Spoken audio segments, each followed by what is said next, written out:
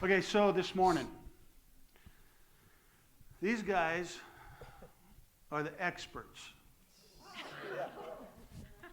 So where you've had to tolerate me for the last, what has it been, 3 weeks? You now are listening to experts. Now, one of the things that I am blessed with here at 23 is just the diversity of our congregation. Young and old, married and single, and people that are dating, that have just gotten married, that are in the middle of marriage, and then those that have been married for a long time. Everybody say long time. That's those guys. But this is what I feel. Right? So most of you know that I grew up in a blue-collar world. And in every trade that I learned and every trade that I began from the time I followed a backhoe in a ditch to the time I was framing, to setting forms, to pouring concrete, to becoming a cabinet maker. I always was told to look for the guy that looked like he had been there a long time and that the boss liked. Because that guy could teach you how to work. And if in certain areas you know that, like in a construction field, you've got like 18 hours to prove the boss that you're worth hiring or they're going to fire you. Or in modern vernacular, they lay you off. I always looked at it as being fired. But you always, and I was blessed whether I had a shovel in my hand or whether I was finishing or pouring concrete or whether I was swinging a hammer or using a chisel and building cabinets. I always had somebody that was teaching me. And that's wisdom. Right? I used to crack up that I'd get young guys in a cabinet shop when I became the foreman you would always watch them. They'd take the sharpest thing in their tool pouch and they would back cut. They would cut towards themselves. And everybody that I knew was like, oh, Lord. But everybody that first picks up a knife or a chisel, the first immediate tendency is to back cut. It makes sense. You hold a piece, you cut towards it, it seems stable. And everybody that has ever worked with a chisel or a knife has wounds on their hands to show how horrible that idea is. So this morning, we're going to continue our discussion on relationships with people that know better than to back cut. That people that have lived a lot of life and have an enormous amount of experience. And so what I'd like to do, as happily as possible, is which side, who wants to go first? Richard, you look like you want to go first. So why don't you introduce yourself? So do this, introduce yourself to us. Tell us where you first met and how long you've been married. My name is Richard Ortega. And Richard, you know if you're wrong. Yeah, I know. Did I get my name right? That's my lovely wife, Jane. We met at a taco stand. Her dad owned a taco stand in Los Angeles, out in the San Fernando Valley. She's a valley girl. And long story short, I saw her, and we were sitting outside, and I was eating, and I had her brother-in-law, who became my brother-in-law, have him introduce me to her. And he did. We went in, sat down, talked for about 2 minutes. I met her dad at the taco stand, and that's it. Awesome. I went home, got on the phone, called my sister, and said, I just met the girl I'm going to marry. Oh. And I knew that. Oh. Yeah. Anyway, that's who I am. Oh, 46 years. 47 in August. 47 in August? Awesome. They have one. Oh, sorry. Well, I'm Jane, and this is my really handsome husband, Richard. And we met at that taco stand. And I didn't go home and tell anybody that I met the man I was going to marry. In fact, I was thinking about that, and the song for him would be for his song for me for that situation would be. Which way? I know for mine it would be I love you more today than yesterday, not as much as tomorrow. What was yours? I don't remember. I should have written it down, but it was really good. So let's remember that people have to follow you. And so when you break out in song, for someone like Bill who can't sing. Okay, Okay, Gail, you just break out in song now. I don't sing. I promise. You guys look scary, scarier than I thought it would. My name's Gail Gorham. This is my handsome husband, Sheldon. And we met when we were sophomores in high school in biology class. And Sheldon got in trouble for talking. We were at tables. And my table was all girls, and the rest of them were all guys, and he got in trouble for talking. And the teacher said, Sheldon, move over to the girls' table. So that's how we met. Sheldon had game.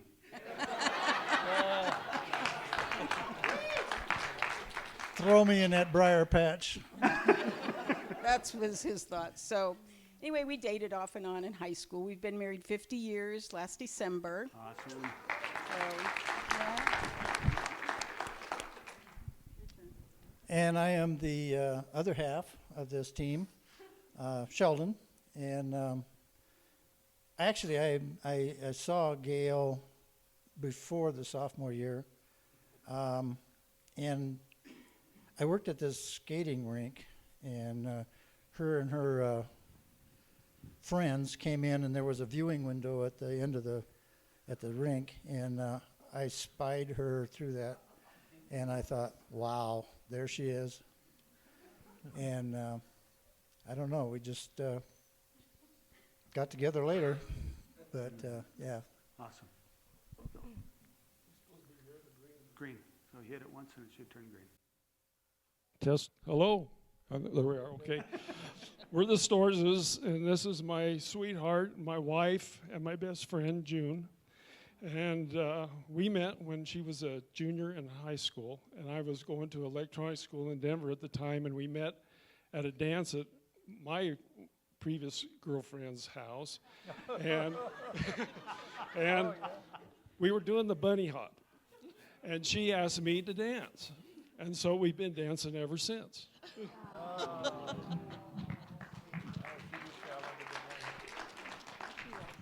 And we've been married a little over 50 years, 50 years in October.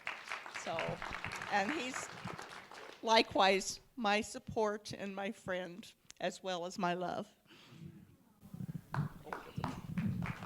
I am Margie Driver, and this is my husband, Wayne. We met in Bonita, California, just outside Chula Vista, which is where we were married. I met him and introduced him to my best friend, and they became engaged, and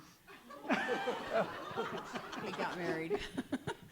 So, but we've been married 47 years, and when we first got married, we said we'd never get divorced, and haven't killed each other, so it's been good.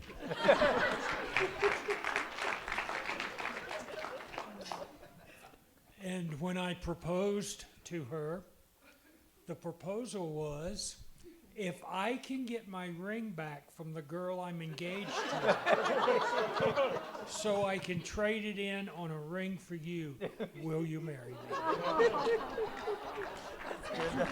That's true.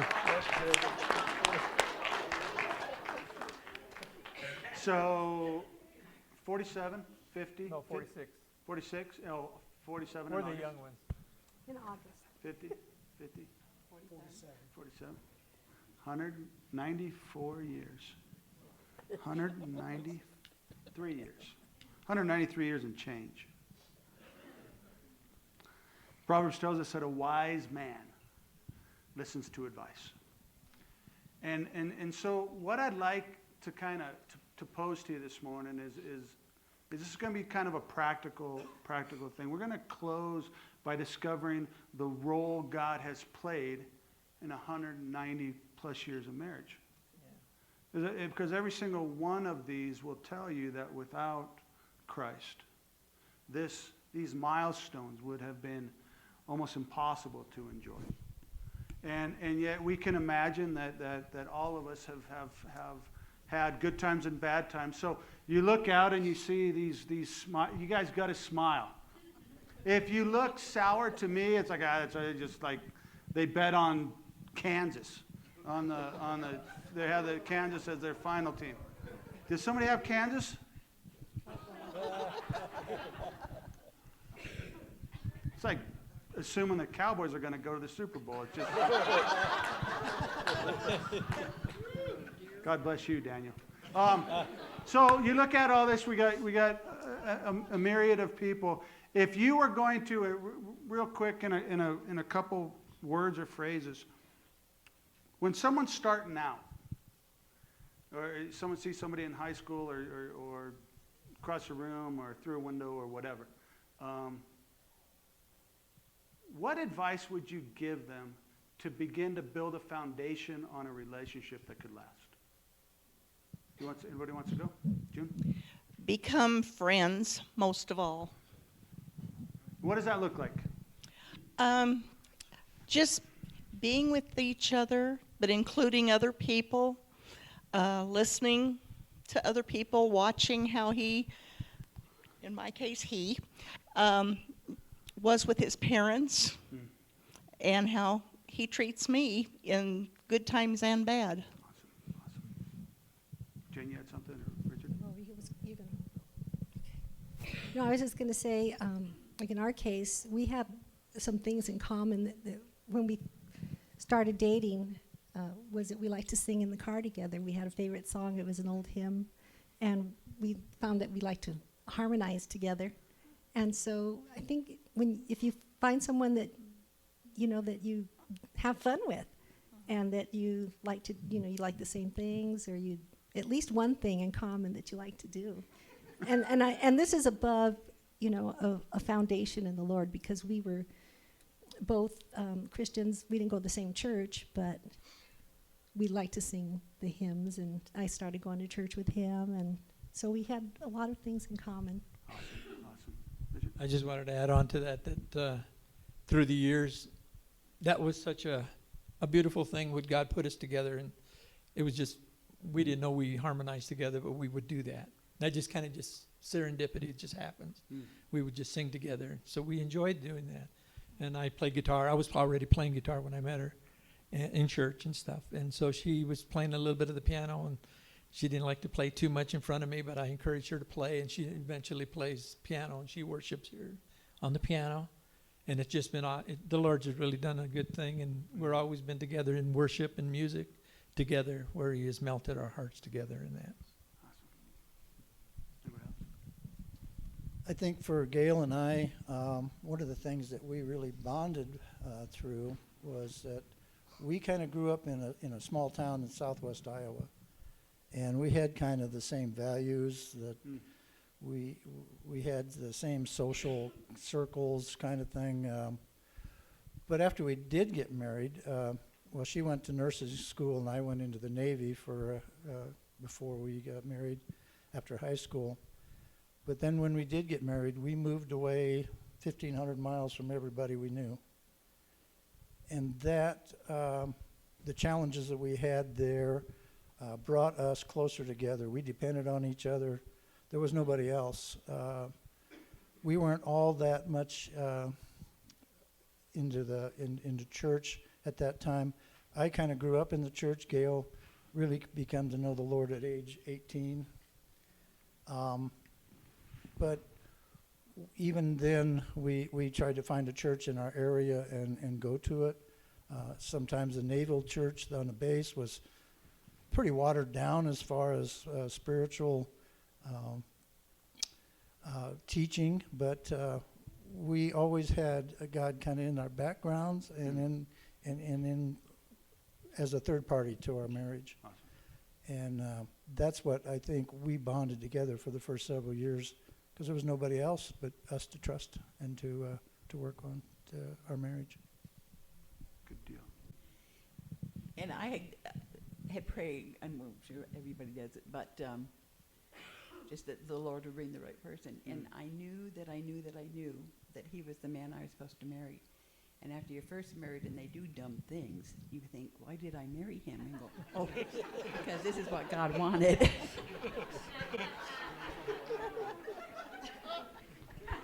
You want to add to that, Wayne? Yeah, that's basically true. As I don't know if this would be right at the very beginning of relationships, but at some point, if it begins to get serious, or it feels like it is, you will never change that person. Mm. So whatever you get then, you're going to get after you get married. You might want to say that one more time.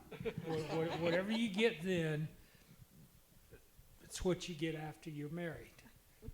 So you can only change yourself. Mm. You can't change that other person. Give up on it. And work on yourself, you know. And So over the course, you date and you enter into a serious relationship.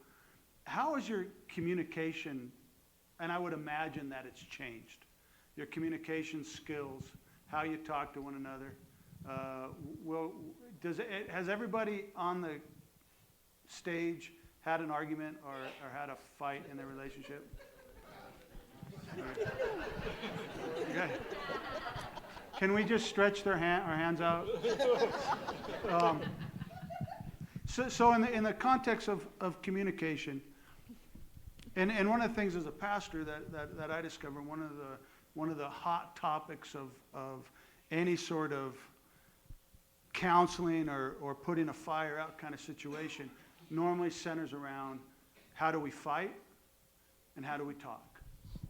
And so I'd be curious about what you guys have discovered in the role communication has played in the years that you guys have been married, and if it's changed. Does that make sense? I think for us, I didn't say this earlier, but Jane already had known the Lord from a young girl, and so did I. I gave my heart to the Lord when I was 7 years old. So I had a context of knowing the Lord.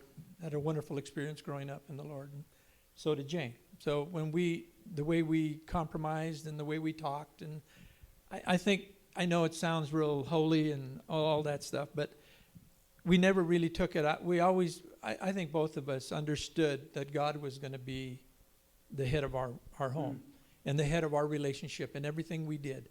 And it really was. And I can give you even an illustration. I know for me, just getting to know Jane and talking and about life and where you want to go. And I used to ask her questions, and she says, "Quit asking me all those questions. I'm not ready to answer all those." Like How many kids do you want to have? Yeah. And we're just dating. Yeah. I already knew. It was a year and a half before So we... that didn't work? Yeah, that didn't work. Yeah. No, what I did is I quieted down a little bit. And so, anyway, but we went to a movie. And while we were sitting in the movie, I just felt uncomfortable. And I know this sounds real holy and all this, but I'm being honest and real serious about this. And so I grabbed her hand and we ran out. Got in the car, went parked in front of their house, and I just wept and wept like a baby. Didn't know why. It's not, I couldn't understand it. She's looking at me. We're just dating, and she's just watching me, and I'm just weeping and weeping. But with the point being is this, the Lord was doing something in us, and he was doing something in me.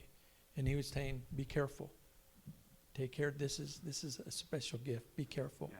And I was trying to be, and I was honest before. I was trying to be open before the Lord and how I responded and all that. And, so Jane, let me ask you this: what role did his transparency play in your heart?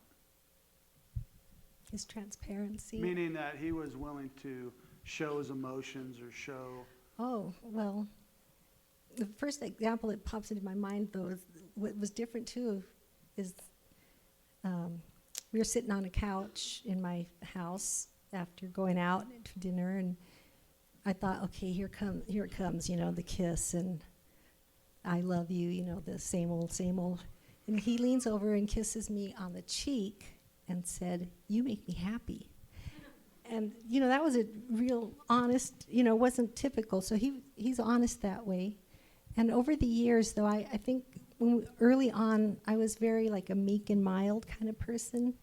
But something happened after the kids left, and, I'm working now. And I just kind of became more vocal in expressing my opinions, and I think that's when we started to have more clashes, because Rich has always been kind of dominant, and he speaks his mind, and his heart always has an opinion, and I love that about him, though. And you just work through those things. I mean, he's accepted me. I know that he loves me. In fact, one of the first things that he told me when we got married was, you can yell at me, throw pots and pans, break dishes, but love me. And I think, even scripturally too, it says, don't let the sun go down upon your wrath. And so we could have, and then the older you get, we have arguments or things, but if you just wait a while or a day, you forget. Life goes on. The gifts of age. Anybody else? Our communication really got a good start when I was stationed in the military, and June and her mom and my mom and my best friend that was the only people in our wedding. We got married in California, and we spent 2 years there, just her and I, and we were able to really, sort out a lot of things in our lives of how we wanted to go. But the hardest part was I got orders for Korea for a year. We were separated for a whole year, and that was before Skype. It was before texting, email. All we had was airmail. I wrote to her every day, and I think that really built our relationship was during that time is when we were actually separated. But it really turned out to be really a strong point for me. Our communication was really good at the beginning. After I was deployed in the service, I'd be gone for 3 to 4 months at a time, and I could not communicate with anyone. She could send me 4 20-word messages over the 3 months. Twitter. And wasn't quite Twitter. They called them familygrams, but she had to send them in before we deployed. And they would just put on a radio message out, and we would pick that up, and then they would deliver it to you. So you were welcoming the messages. One of the messages I remember, and I still have these, all of them in a little box downstairs, but one of them told me that our daughter Jennifer was going to be on the way. And so we had pretty hard communications there for a while. When I would come home, I would say, "Who's this woman?" Because her being alone for the 3 or 4 months, she had to take care of everything. The car broke down, or pay the bills, everything. So she became a lot more, how should I say, not bossy, assertive.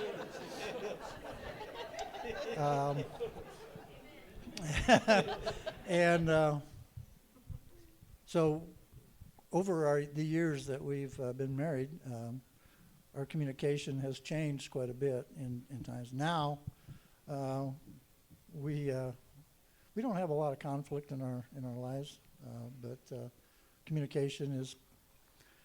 She looks at Facebook, and I look at Twitter, and no, we talk. We do. Good. I remember at first when we were just dating and we were young and he didn't have a driver's license, my parents would bring me into town. My dad farmed in a little town in Iowa, and we would walk around in the little town holding hands and talking. And I think we, in that way, learned a lot about each other. And yeah, and that was a good way to start. And Sheldon uses a lot of humor. I'm more the straight person, but Sheldon uses quite a bit of humor, so that helps too. We found that humor does play quite a bit. I was thinking in our younger years, I had a lot of growing up to do. I tend to be impulsive, and he's the thinker. And but I can remember in particular one little argument that we had, and he had gone out in the fall and cut my mums down. And you know, in the autumn is when they're the prettiest. I was so angry. So I got some clippers, and I told him I was going to go cut his tree down. And I had him up there ready, and then I looked back, and then here he and the girls are standing at the door looking at me like I was crazy. And we got to laughing about that. And it just, that's the way a lot of times our disagreements end up, is laughing at each other and ourselves. If I give our example of communication, he's a prophet. They think different. When we were pastoring here back in the early 80s, I used to meet with the elders' wives on Thursday morning. And this one particular Thursday morning in March, it was snowing pretty good outside. And I said to him, "What do you think? Should I cancel the meeting?" And he goes, "Well, you do what you think is best." So 11 o'clock rolled around. The street didn't look that bad. So I got ready to go, and he goes, "What are you doing?" And I said, "I'm going to go meet with the ladies." He said, "I told you not to go."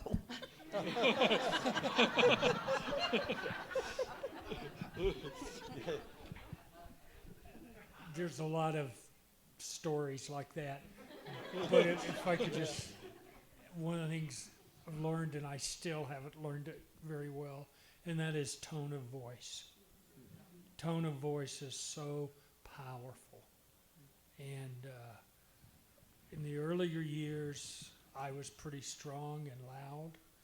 When we got into the pastorate, I was still strong and loud.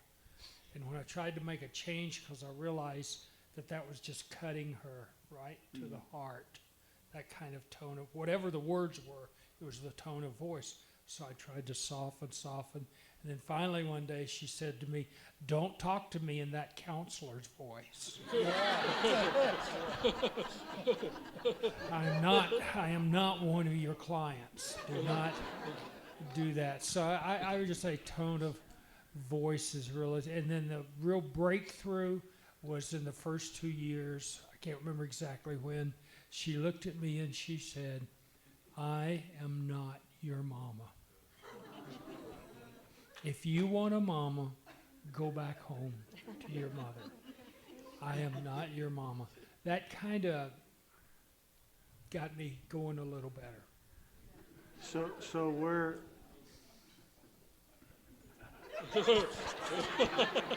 I got nothing. No, but how I'd like to end this is, and we're conscious of the time, but I'd like a couple of you maybe to try to articulate. This just seems kind of strange to say this in church, because we make assumptions that, well, we're in church and God plays a massive role in our lives. But the fact is sometimes we sit in church and we don't enter into a relationship, or we compartmentalize our faith to be something we do on Sundays, but not to enter into relationship. And yet, I'd be curious, maybe if you guys can someone go first and then shrink your answers down. But how vital was God and Christ in your marriages, in your relationships?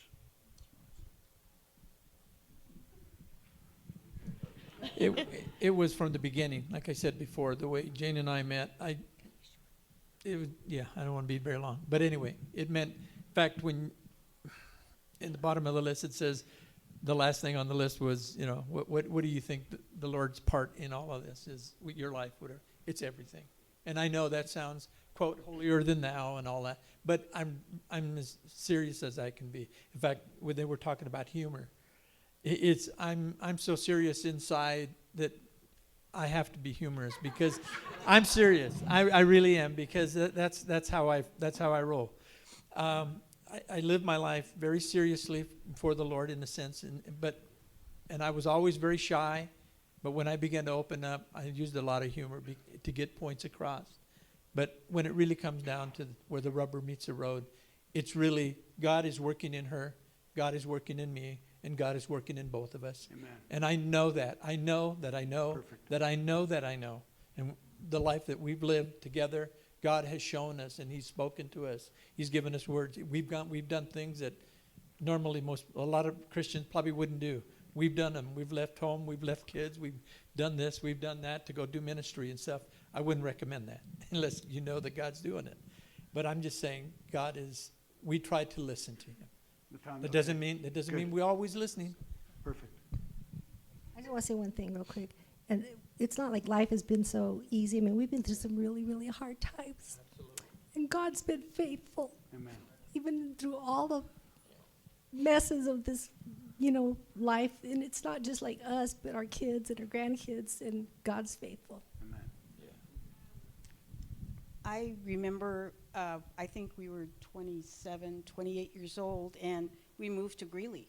And the neighbor behind us went to church, and we started going to church where she went, or they went. And it was a Bible-believing, Christian teaching church. And I started going to a women's Bible study because I didn't understand him. He worked a lot, and I'm kind of a time person. I like to have a lot of time with him, and he worked a lot of hours and went to school, and I wasn't too happy. And we had children, and I went to a Bible study, and that Bible study taught on about men, about having a husband, and what God has put in him. And that really helped me a lot to understand him and what God was doing in him. Awesome. Thank you. Through that church is when I was first baptized, and things changed for me quite a bit at that time. I still had to drive to go to work and please the boss and to get ahead and go to school and those things. But I realized that, and everybody needs to know that there is more than work. There is more to life than working for the man. You need to tone that down and put wife and family first. Thank you. Couple minutes, you guys. Sorry. Yeah, in our past, I could see over the years how God has really worked through our lives and helping raise our kids. I wasn't born, I wasn't a Christian when I lived at home, but through a Bible study with a couple that we met through work, just brought us along and got us set in the Word really strong. And we've just really have grown during that time, raising kids in different situations we've been through. We can look back and say, God did that. God did that. He's just number one in our lives. Yeah, that's true, because I was going to say, because maybe some of you were not Christians when you got married, but God ordained that marriage anyway, and He can see it through as He did us. Because we'd been married for about 10 years before we both came to the Lord within a few months of each other. But yes, definitely, He's carried us through. When we got together, well, let's put this, he was engaged to my best friend who went to Africa on youth mission work, which I had voted against. I was on the committee choosing. And during that time, people in the church came up to me and said, we have been praying that you and Wayne would get together. This is after we first started dating. So God had it. It was a plan that's all we were to do. So, Thank you. Real quick and simple. Margie is the greatest expression of acceptance that I've ever experienced with anyone. As the acceptance that we get from God in Him. The greatest example. Number two, she probably is, over the years, the strongest person of faith in the midst of all kinds of crap church, family, kids, whatever, than anyone I have ever met in my life. And I've met a few people. Those two things, along with commitment, and I know that's a nasty word in our culture. Do not let culture shape your relationship. Fight against it. Continue to just trust the Lord and grow in Him. That's easy to say, but I wanted to make sure you understood that in our relationship, it's Margie's acceptance of me and her faith in God that has sustained us. Thank you so much. Can we give these guys a hand? Can we stand?